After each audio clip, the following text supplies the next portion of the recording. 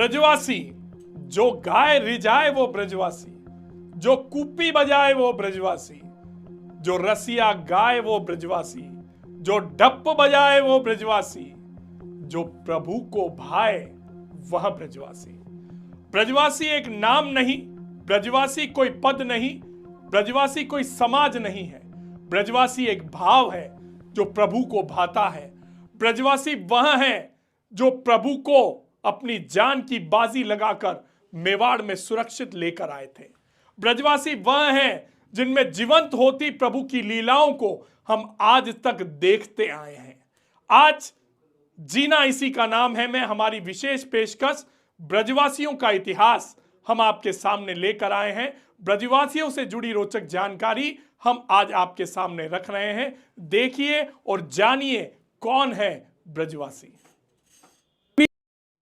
एक नाम नहीं, एक समाज नहीं, कोई संस्था या पद नहीं, एक भाव है, एक एहसास है जहां कृष्ण की हर लीला फिर से जीवंत हो उठती है। जब भी ब्रज का नाम लिया जाता है तो सबसे पहले याद आते हैं वे लोग जिन्होंने स्वयं युगों युगों के भगवान को मित्रता का सुख दिया।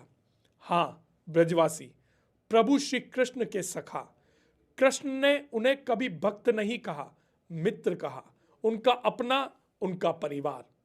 कहा जाता है कृष्ण ने स्वयं स्वीकार किया, ब्रजवासियों के बिना मैं कुछ भी नहीं, उनका प्रेम ही मेरा आधार है।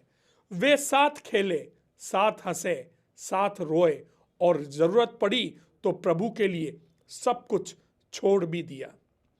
जब औरंगजेब के अत्याचारों के समय श्रीनाथ जी और द्वारकाधीश जी की मूर्ति को सुरक्षित स्थान पर ले जाना पड़ा तो सिर्फ गोस्वामी परिवार ही नहीं, पूरी ब्रजवासी परंपरा प्रभु के साथ चल पड़ी। दरबार, घर, जमीन, जायदाद सब पीछे छोड़ दिया। उन्होंने कहा जहां कृष्ण वहीं हमारा घर, वहीं हमारा दरबार। और इसी अटूट समर्पण के साथ ब्रजवासी ब्रज से मेवाड़ आए और प्रभु को सुरक्षित कांकरोली और नाथद्वारा में विराजित किया। आज यही प्रभु के चरण कमलों में ब्रजवासियों की वह परंपरा, वही लय, वही भावनाएं सदियों बाद भी जीवित है।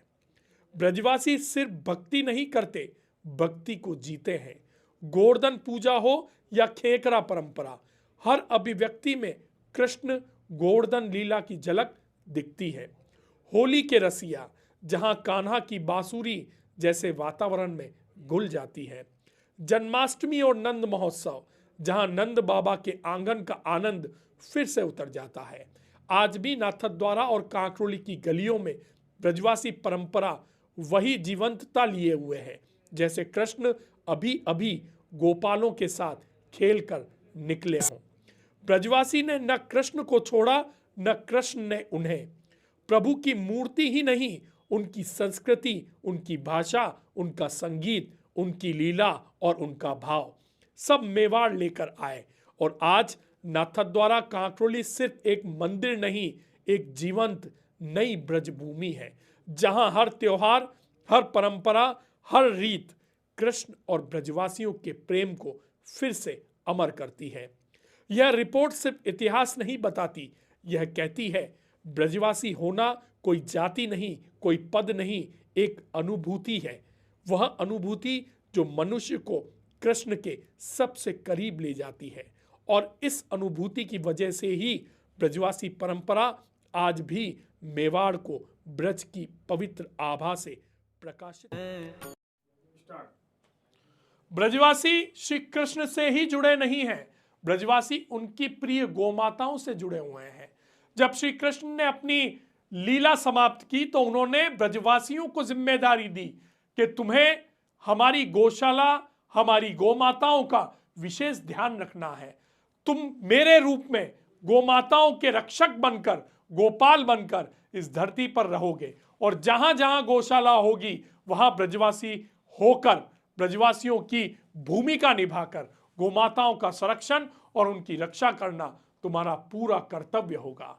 आज भी ब्रजवासी उसी कल्चर को, उसी परंपरा को, उसी जिम्मेदारी को पूर्णता निभा रहे हैं।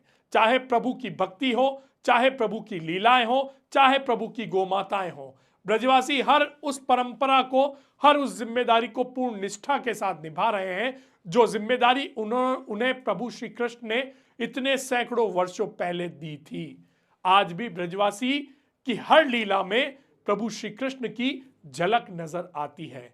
वास्तव में सौभाग्यशाली हैं जिन्हें ब्रजवासी होने का सौभाग्य प्राप्त होता है।